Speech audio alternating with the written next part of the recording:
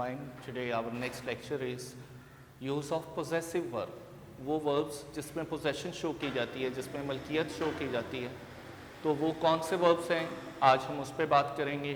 और आपने उर्दू में ये जुमले पढ़े होंगे, मेरे पास एक किताब है, मेरे पास नई गाड़ी है, या हम घर में मोर रखते हैं, तो ये पोजेसिव आपकी शो हो रही है, मलकियत जिसमें ज़ाहिर की जा रही हो उसको हम पोजेसिव वर्ब कहते हैं।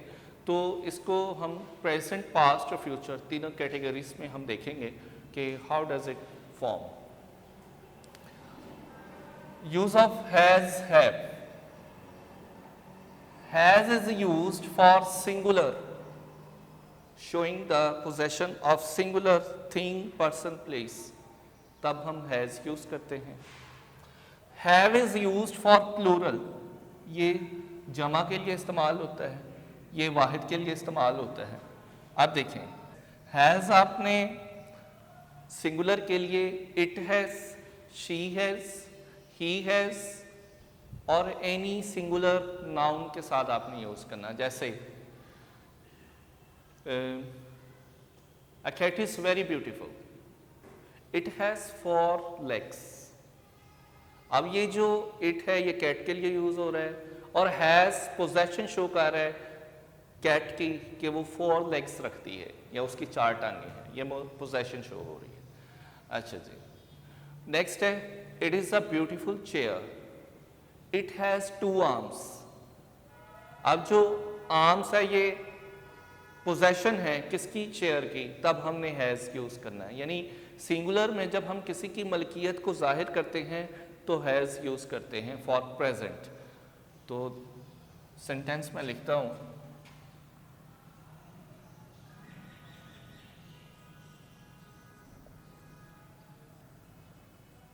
a chair has 4 legs and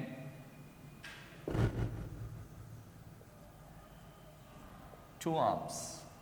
अच्छा, ये तो सिंगुलर के लिए हो गया। अब चलते हैं प्लूरल की तरफ, यानी हैव की तरफ। हैव प्रेजेंट सेंस में हम प्लूरल के लिए यूज करते हैं। आई हैव, आई चूंकि फर्स्ट पर्सन है, होता ये सिंगुलर के लिए ही यूज है, लेकिन इसके साथ आप हैव लिखेंगे, इंग्लिश रूल है ये। अच्छा जी, I have, we have, you have, they have, ये प्रोनाउंस हैं जिनके साथ आपने हैव लगाना है। और प्लूरल नाउन के साथ, जैसे boys have, girls have, parents have, brothers have, sisters have, friends have, the people of Pakistani have.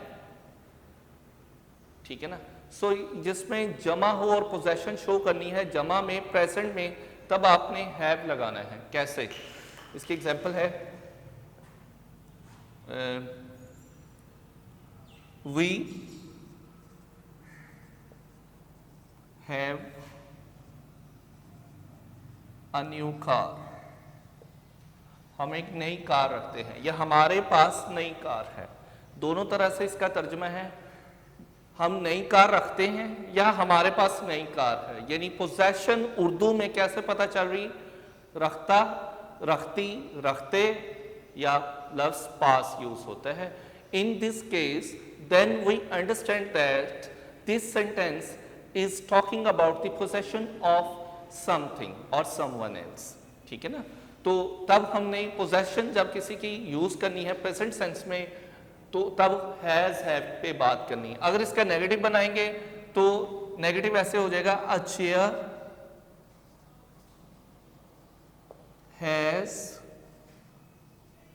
no 4 legs and 2 arms। यानी हेल्पिंग वर्ब हैज के बाद, हैज, हैव, हैड भी हेल्पिंग वर्ब है, ये भी याद रखिएगा आप। तो हेल्पिंग वर्ब हैज के बाद हम नो लगा रहे हैं उसको नेगेटिव बनाने के लिए। इसी तरह जब आप इसका नेगेटिव बनाएंगे तो वो क्या लिखेंगे, we have no a new car. Negative 2 तरह से बन रहे हैं, एक तो ये तरीका है। अब जो मॉडर्न इंग्लिश में आ गया उसमें हम हेल्पिंग वर्ब डू डज का इस्तेमाल करते हैं प्रेजेंट में, जैसे a chair does not have four legs और two arms, we do not have a new car. ये मॉडर्न में आ गया, दोनों तरह से बन सकता है, दोनों तरह से ही सही है, गलत नहीं है। इसी तरह जब आप इसका नेगेटिव बनाएंगे, सॉरी इंट्रोगेटिव बनाएंगे, तो इंट्रोगेटिव ले लेते हैं have we a new car, और आखिर में हम क्वेश्चन मार्क लगाएंगे, ये भी कंडीशन है, to show the statement in interrogative form, in question form, यानी किसी भी बात को, किसी भी स्टेटमेंट को जब आपने उसको सवालिया अंदाज में पेश करना है तो आखिर में क्वेश्चन मार्क लगाना जरूरी है।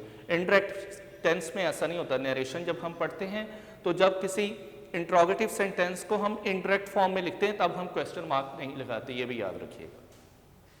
तो ये प्रेजेंट के अंदर था। इसी तरह जब आप इसका इंट्रोगेटिव का इंट्रोगेटिव सेंटेंस को लिखते हैं तो इसको दो तरह से, एक तो यही है ना कि have we a new car, दूसरा इसका ये है कि हेल्पिंग वर्ब को शुरू में लगा देते हैं, यानी डू डज। अगर जुमला जमा में है तो do we have a new car, फिर ऐसे हो जाएगा, और अगर वो सिंगुलर में है तो does he have a new car, does he have use होगा, क्योंकि हैव जो है ये पोजेसिव वर्ब है और फिर ये वर्ब के तौर पे काम करता है। नेक्स्ट पास्ट में आ जाए, पास्ट में रखता था, रखती थी, रखते थे या पास था, तब हम उसकी इंग्लिश हैड से करते हैं। इसमें प्रेजेंट सिंगुलर और प्लूरल नहीं देखा जाता, जुमला चाहे सिंगुलर में है या प्लूरल में, दोनों के साथ हम हैड ही यूज करते हैं। अब देखें, जैसे हमारे पास नई कार नहीं थी, वी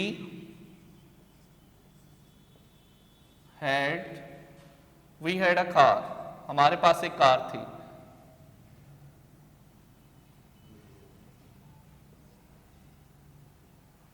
ठीक है, we had a new car, हमारे पास एक नई कार थी, यानी अब नहीं है, कभी थी। तो ये पास्ट में जब हम पोजेशन शो करते हैं तब हम हैड यूज करते हैं, ठीक है।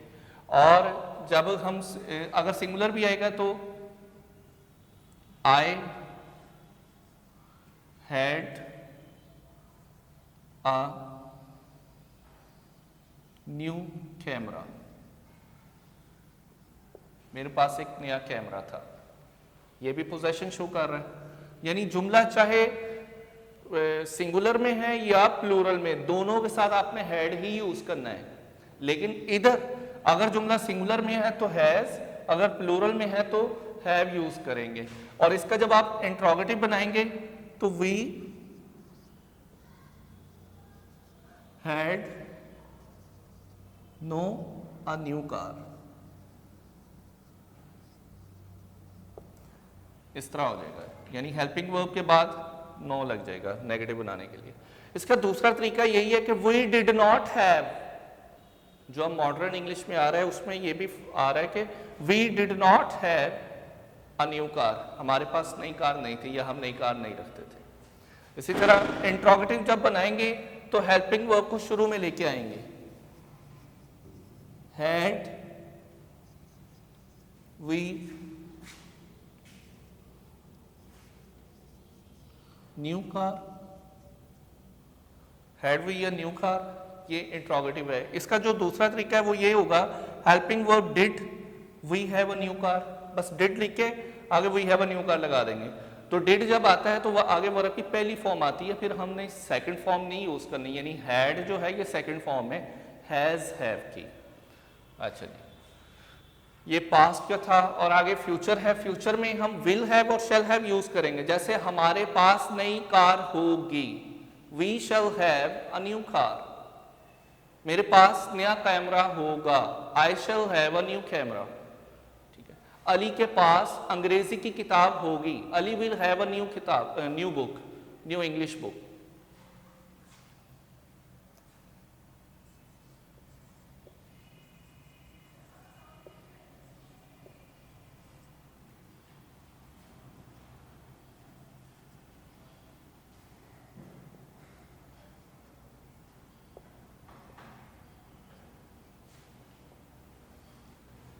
ये फ्यूचर के लिए हम जब पोजेशन शो करते तब विल हैव लगाते हैं, और अगर आई और बी से सेंटेंस स्टार्ट हो रहा है तो तब हम शैल हैव लगाएंगे। जैसे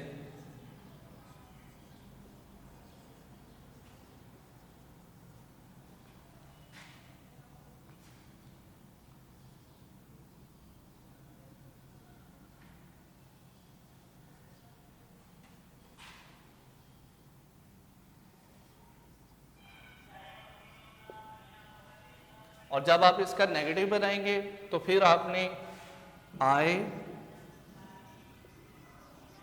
शैल not have a new, I shall not have new books. ये आपने जब नेगेटिव बनाना है तो हेल्पिंग वर्ब शैल के बाद नॉट लगाएंगे, फिर आगे वर्ब लगेगा, ठीक है ना। जब आप इसका इंट्रोगेटिव बनाएंगे तो विल या शैल को शुरू में लगा देंगे। जैसे विल यू हैव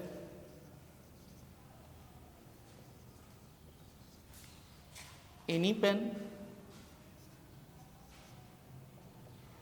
क्या तुम्हारे पास कोई कलम होगा। तो ये फ्यूचर के लिए हम यूज़ करेंगे, और इंट्रोगेटिव के लिए, ये नेगेटिव के लिए अफर्मेटिव। उम्मीद करता हूँ आपको इसकी समझ आ गई होगी। अल्लाह हाफ़िज़।